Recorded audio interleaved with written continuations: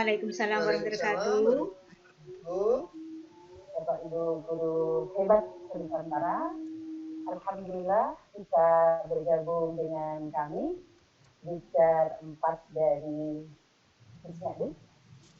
Pada siang hari ini, kami akan melakukan Sikon Teacher Umum Testu tahun 2020 bekerjasama dengan Balai Bahasa Jawa Tengah.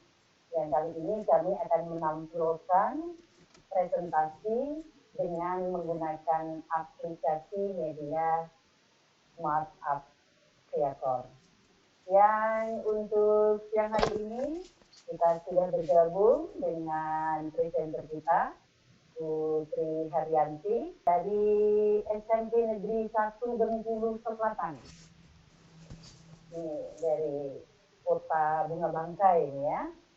Kemudian kita juga akan bertemu dengan moderator kita yang berasal dari SMK Negeri 2 Blitar, yakni Ibu Sri Haryanti SPD. Dan apresiasi yang sangat tinggi kami haturkan kepada instruktur kami, Ibu Yulia Indrawati MPD dari SMP Negeri 31 Jakarta. Bapak Ibu guru hebat Nusantara, untuk selanjutnya waktu akan kami serahkan kepada moderator kita yang ini, yakni kepada Ibu Sri Haryanti Sarjana Pendidikan. Waktu dan tempat selanjutnya kami serahkan ke moderator. Silakan Bu Hari. Waalaikumsalam. Mohon maaf, ini tadi saya belum berhasil membuka yang di laptop. Kalau yang di HP saya harus pakai headset, lari dulu. Mohon maaf, Bapak Ibu guru hebat. Kita langsung saja menuju ke acara inti, yaitu pemaparan materi oleh Ibu Sri Haryanti, yaitu temanya apa Bu? Indra penglihatan Bu. Indra penglihatan. Nanti acaranya dimulai dari Ibu Yanti menyampaikan materi selama 30 menit, kemudian diadakan tanya jawab selama 30 menit, ditanyakan tanya jawab, kemudian memberikan kesimpulan. Gitu ya Ibu ya? Ya Bu. Ya. Untuk mempersingkat waktu, monggo presentasi segera dimulai. Monggo Bu Yanti. Baik. Sebelumnya Assalamualaikum warahmatullahi wabarakatuh. Selamat siang, salam sejahtera untuk Bapak Ibu semuanya. Terima kasih sudah bergabung di Sikon saya. Dan terima kasih kepada Ibu Hari selaku moderator maupun Ibu Mutmainah selaku host. Terima kasih atas bantuannya. Pada hari ini Bapak Ibu guru hebat, saya ingin menyampaikan atau mempresentasikan materi berkaitan dengan indera penglihatan pada manusia. Materi ini Bapak Ibu itu akan ditemui oleh siswa-siswa kita di kelas 8 semester 2. Nah, tampilan yang di awal sekali ini sebenarnya untuk siswa saya. Jadi tulisannya ayo kita belajar gitu ya. Mohon dimaklumi karena kemarin rencananya mau dipakai untuk siswa saya. Ya. Lanjut saja, kita langsung ke materi karena sudah mengalami mundur waktu itu karena kendala teknis.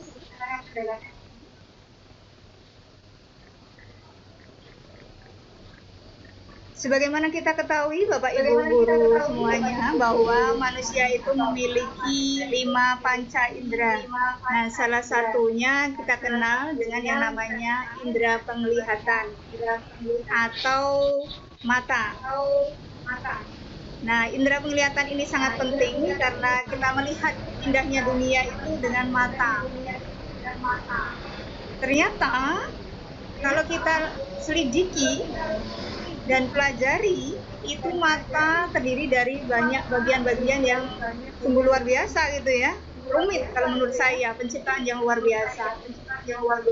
Apa saja bagian-bagian dari mata? Mari kita lihat. Yang pertama itu kornea.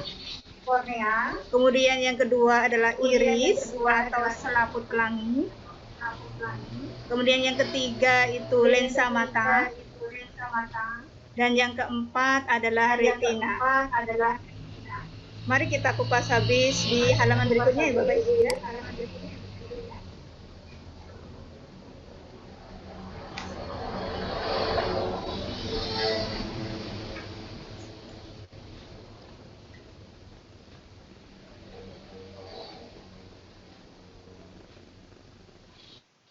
Nah, yang pertama ini kita sebut kornea.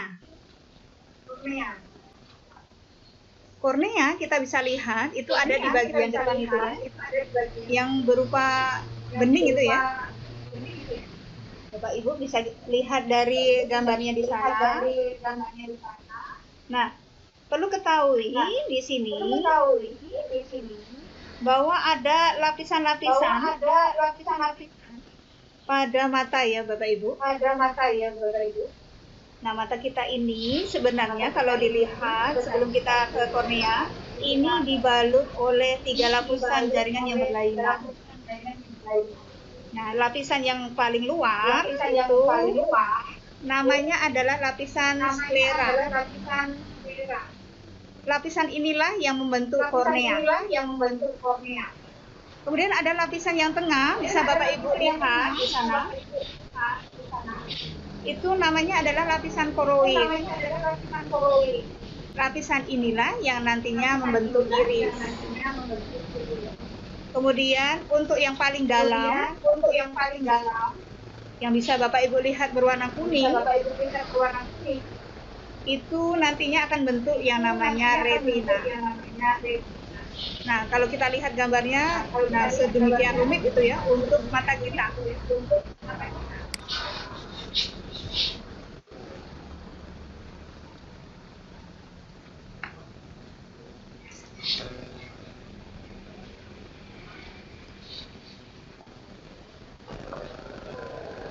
Bapak Ibu perlu diketahui bahwa kornea ini memiliki fungsi yang sangat penting karena dia dapat memfokuskan bayangan pada retina. Kita masuk ke materi berikutnya. Yaitu ada yang namanya iris atau selaput pelangi. Di layar Bapak Ibu bisa melihat ini adalah contoh iris yang berwarna-warni yang dimiliki oleh manusia. Ada yang berwarna biru, ada yang berwarna coklat. Nah, inilah kenapa iris ini dinamakan selaput pelangi karena warnanya yang berwarna-warni.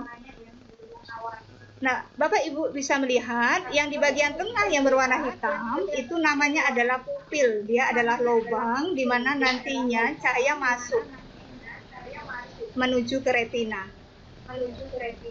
Apa fungsi dari iris? Iris ini ternyata dapat mengatur cahaya yang masuk ke dalam mata. Iris ini juga yang bisa melebar maupun menyempit, tergantung dari cahaya yang kita terima. Kalau cahaya yang kita terima itu dia banyak, dia akan menyempit.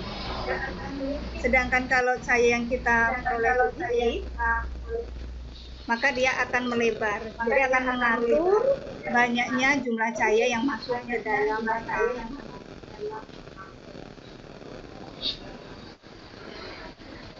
Selanjutnya ada yang namanya lensa mata.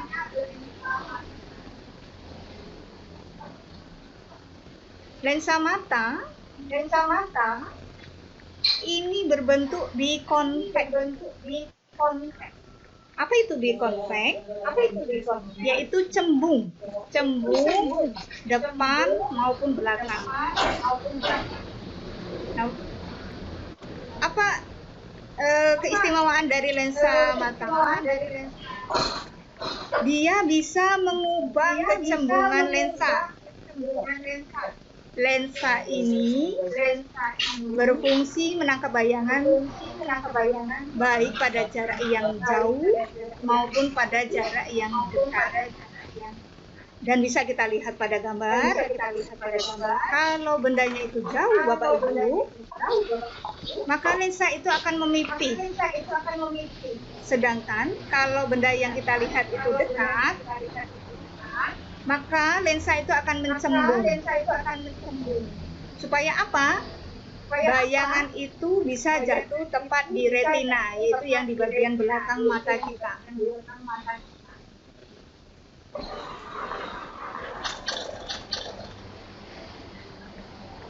Selanjutnya ada yang namanya retina.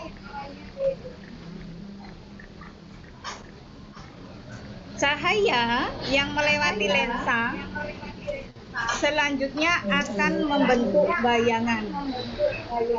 Nah, bayangan ini nantinya akan ditangkap oleh retina. Pada gambar Bapak Ibu bisa melihat bahwa retina ini terdiri dari sel batang dan sel kerucut. Nah, apa fungsinya dari dua sel ini? Kalau untuk sel kerucut, itu memungkinkan kita melihat benda-benda yang berwarna. Kalau sedangkan sel batang itu dapat bekerja pada saat kita berada pada tempat yang kurang cahaya atau redup.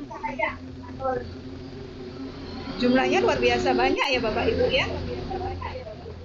Untuk sel batang itu jumlahnya sekitar 125 juta.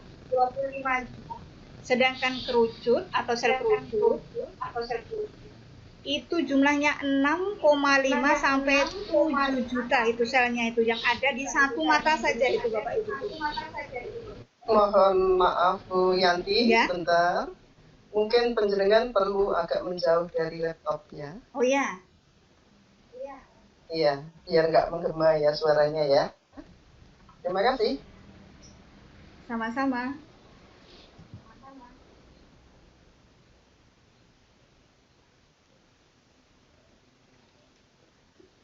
Kemudian kita lanjut ke indera penglihatan, yaitu bagian gangguan yang bisa diderita seseorang. Di sini saya ada 5 yang akan dibahas Bapak Ibu. Yang pertama disebut rabun dekat atau hipermetropi. Kemudian yang kedua itu ada rabun jauh atau miopi. Yang ketiga itu ada buta warna. Yang keempat presbiopi. Dan yang kelima adalah astigmatisme.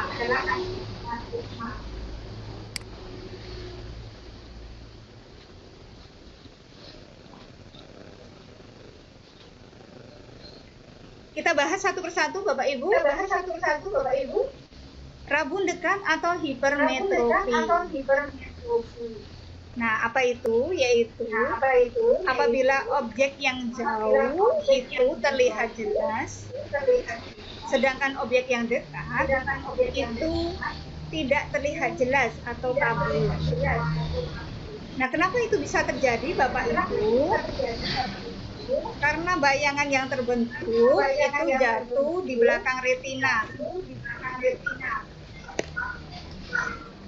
Kalau pada umumnya kita bisa membaca itu normalnya 30 cm ya Bapak Ibu.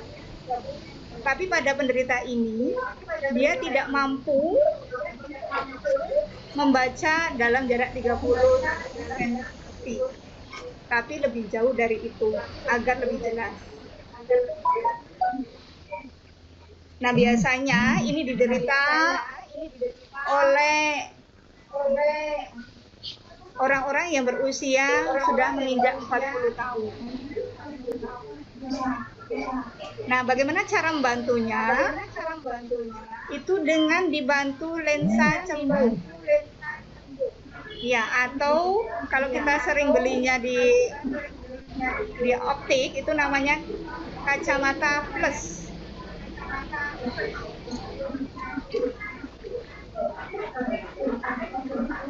Berikutnya ada yang namanya rabun jauh atau melihat jauh itu rabun gitu ya gampangnya. Nah, pada miopi ini objek yang dekat itu tampak lebih jelas. Ya.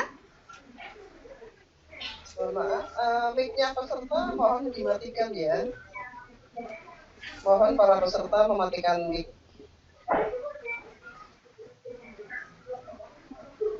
Objek Bapak Ibu peserta mohon mematikan mic. Kita lanjut Ibu Ari. Ya, jadi saya ulangi lagi pada penderita miopi ini, objek yang dekat itu Bapak Ibu akan terlihat lebih jelas. Tetapi dia kesulitan melihat objek yang jauh. Jadi melihat jauh itu kabur. Nah, kenapa bisa terjadi seperti ini? Karena bayangan yang terbentuk jatuh di depan retina. Nah, bagaimana cara membantunya? Yaitu dengan menggunakan lensa cekung atau disebut juga kacamata minus.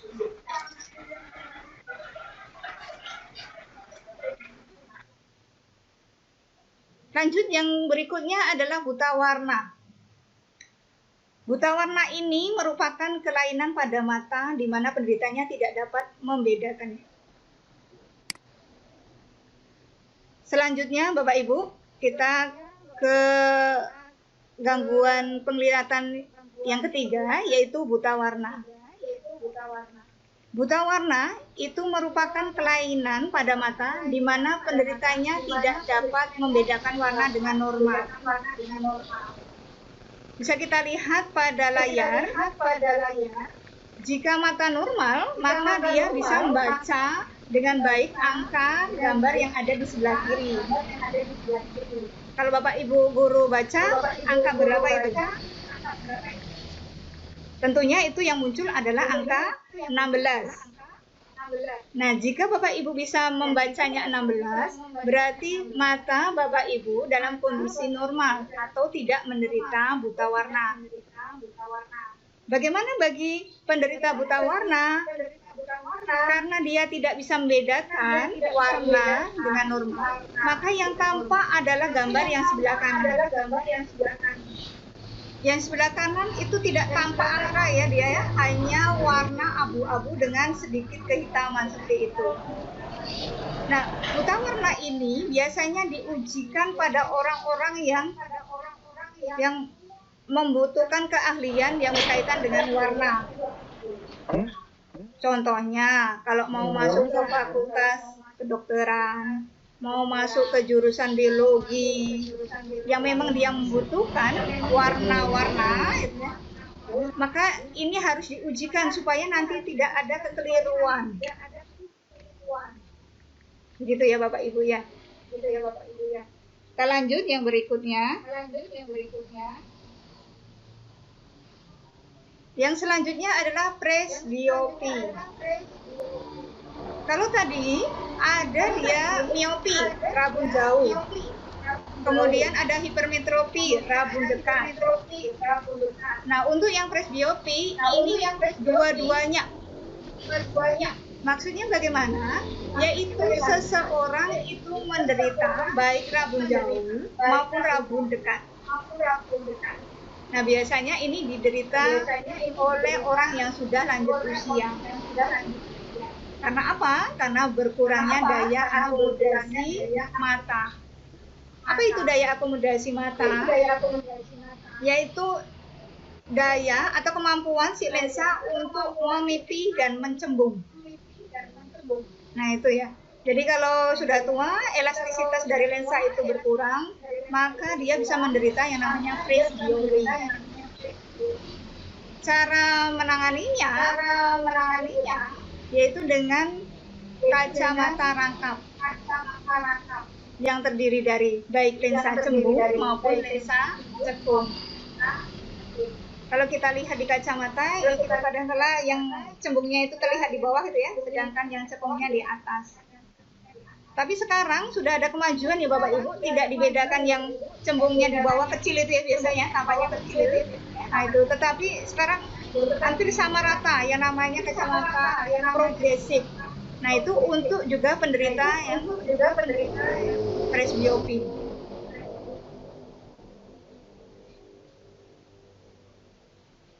Kemudian yang selanjutnya ada yang namanya astigmatisme atau dia gangguan penyimpangan dalam pembentukan bayangan pada lensa. Nah, jadi dia biasanya tidak bisa membuat garis lurus gitu ya, secara vertikal. Ya, jadi untuk mengatasinya gangguan ini butuh yang namanya lensa silindris. Saya rasa tidak saya perpanjang lagi karena mohon maaf tadi mundur karena ada hal-hal yang sifatnya teknis. Ya, saya rasa itu untuk materi. Ya, terima kasih. Ya, ini yang bisa saya sharing dengan Bapak Ibu. Nah, untuk mempersingkat waktu, saya kembalikan ke moderator Ibu Hari, monggo. Iya, terima kasih atas waktu yang diberikan kepada saya. Terima kasih atas pemaparan yang disampaikan oleh Ibu Sri Haryanti yang telah disampaikan dengan begitu jelas.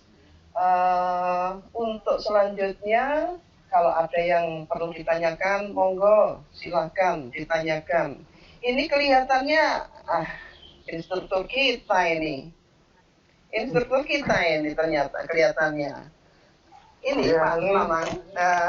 Monggo Pak Mamang. Ibu mau menanyakan kalau untuk penderita buta warna parsial itu apa bisa disembuhkan? Paling tidak diminimalkan untuk membaca warna itu kira-kira bisa apa tidak? Karena saya sejak kecil sampai sekarang itu mengalami buta warna parsial. Jadi tidak bisa membedakan warna. Sedangkan saya coklat, hijau,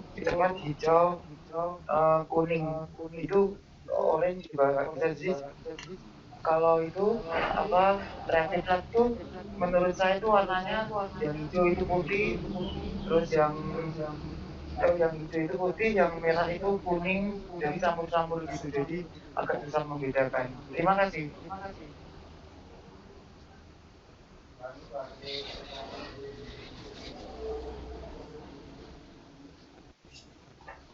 Terima kasih Pak Nanang atas pertanyaannya.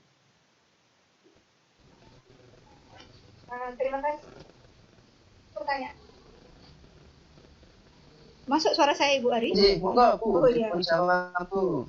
Masuk suara saya Ibu Ari? Iya, masuk, monggo dijawab. Ini penting buat Pak Mamang ini. Karena buta warna ini setahu saya ya Pak Aryan, kalau kita belajar di pewarisan sifat, ini kan sifatnya keturunan gitu ya. Jadi dari keturunan kita, mungkin bukan bapak ibu kita, tapi dari keturunan-keturunan atas juga bisa, mungkin kakek, nenek atau seterusnya yang ke atas kita itu. Jadi sifatnya itu diturunkan secara genetis itu. Jadi bukan sakit yang dia tampakannya fisiknya saja, tapi memang di dalam kita itu sudah ada kode-kodenya yang menghasilkan buta warna. Nah, kalau untuk sembuh, setahu saya memang kalau sembuh total belum bisa. Ya, kalau menurut saya itu ya, menurut saya seperti itu. Tapi kalau untuk minimalisir, jujur saja saya belum juga menemukan itu Pak. Iya. Mohon maaf, benar. Nanti saya cari lagi ya Pak Nanang ya. Untuk informasinya itu. Ya, tapi kalau untuk sembuh, karena dia sifatnya kode-kode dalam tubuh kita yang diwariskan dari atas kita gitu ya. Itu memang tidak bisa. Karena nggak mungkin kita merombak gitu ya, atau memutasi gen yang ada di dalam tubuh kita. Itu. Oh, gitu ya. Jadi intinya buta warna parsial itu intinya keturunan ya, nggak harus dari orang tua, dari kakek nenek gitu ya. Kemudian untuk meminimalisir tadi masih ditunda jawabannya. Meminimalisir tadi bagaimana, Bu? Oh ya, saya sambil mencari-cari informasi ini, Bu. Alhamdulillah ternyata sekarang sudah ada penciptaan kacamata atau lensa khusus untuk yang buta warna parsial. Ya, ternyata sudah ada penemuannya itu. Jadi nanti silakan Pak Nanang untuk browsing, yaitu kacamata atau lensa kontak yang memang dikhususkan untuk bagi yang buta warna parsial. Ternyata ada, Pak Nanang.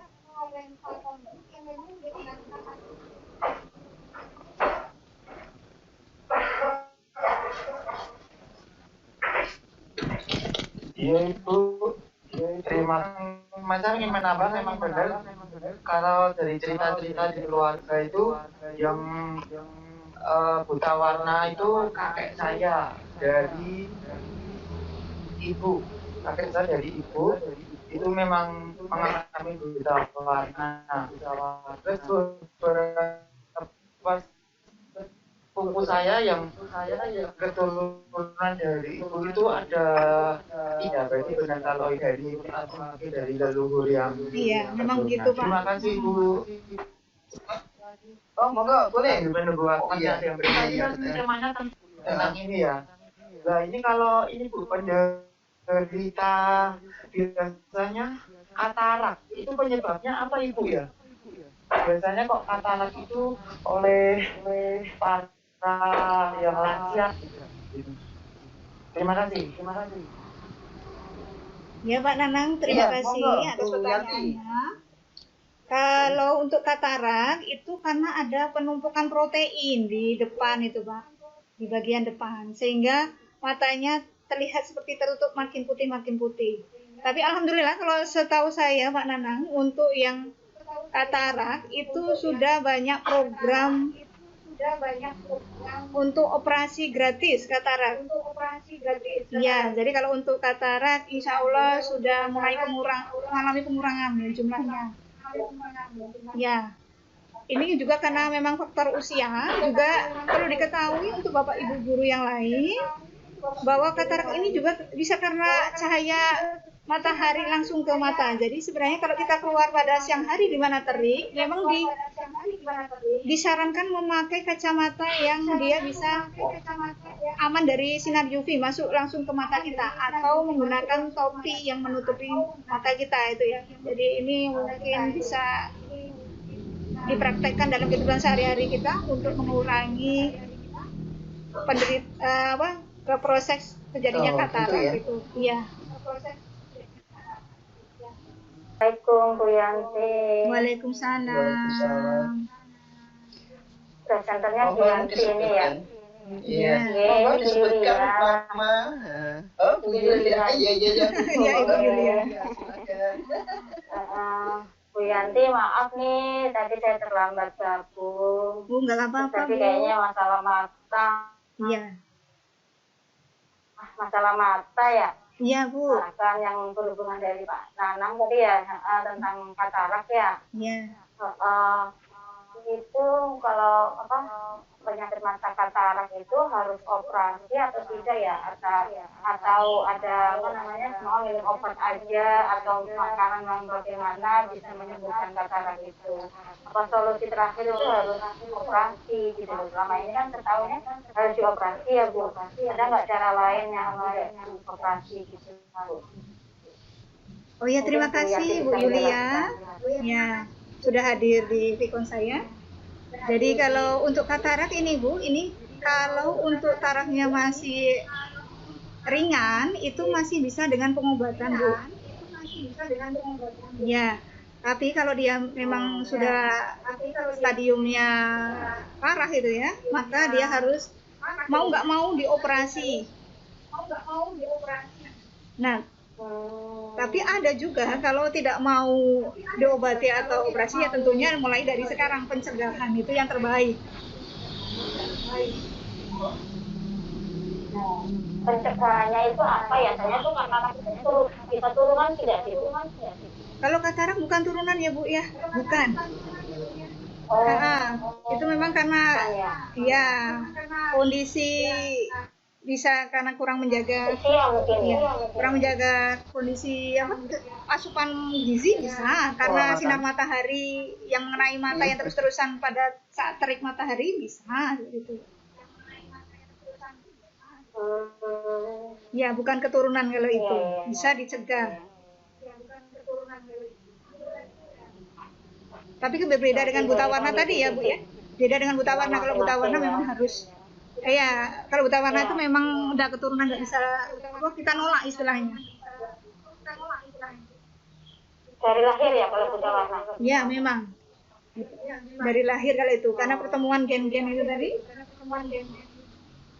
Iya.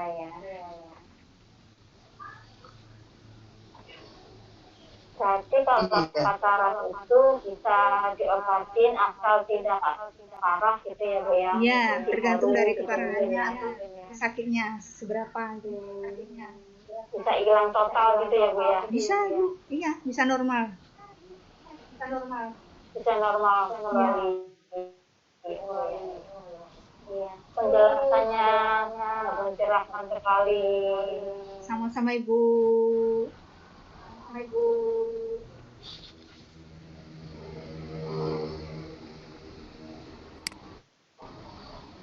Iya, ini gimana ini? Kelihatannya pertanyaan-pertanyaan sebelumnya sangat menarik dan dari jawaban Bu Yanti menambah wawasan kita karena itu betul-betul terjadi di masyarakat. Kita lanjut ke sesi berikutnya atau gimana? Ini masih ada yang baru gabung, minta di-share dulu. Oh, sudah ya.